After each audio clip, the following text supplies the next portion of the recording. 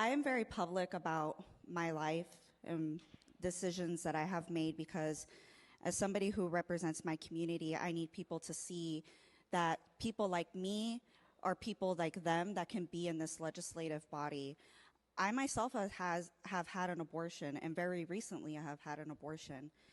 And it is nobody in this legislative body to know and be concerned about what I do with my life and how I make those decisions for my family. I find this type of legislation to be extremely disrespectful to people like myself, to make those decisions for my own body and for my family, and most importantly, for my daughter. Point of order, 1 second, Representative. Representative Keschel, you've called the point of order. What is it, Rule 16, to call this piece of legislation, which I drafted, disrespectful. Rule 16. Give me a second. Or 19. It's 19, sorry. Representative Keschel, pursuant to Rule 19A, it is intended to address the person speaking if they are impugning somebody directly, the person or their motive or what they're saying. In this case, specifically, Representative Abeytia was referring to the legislation itself, and she found the legislation disrespectful. However, Representative Abeytia, you are getting close to the line by using certain words. I'd ask that you be mindful and careful.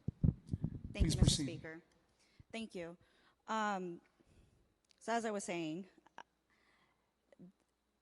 when we are creating legislation like this, this is harmful for people like myself.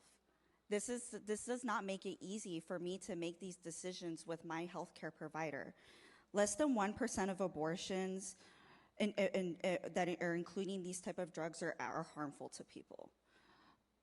We, as women, as people who have a reproductive system, when we have to go make these decisions with our healthcare providers, we do not take them lightly.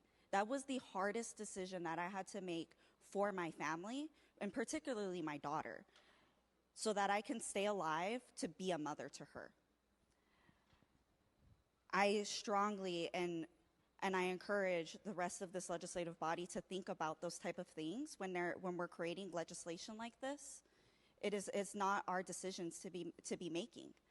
At the end of the day, it is up to that person, their provider, and their family. And if you are not included in any of that, then I don't think that we need to be having that conversation. So with that, I will be voting no. Representative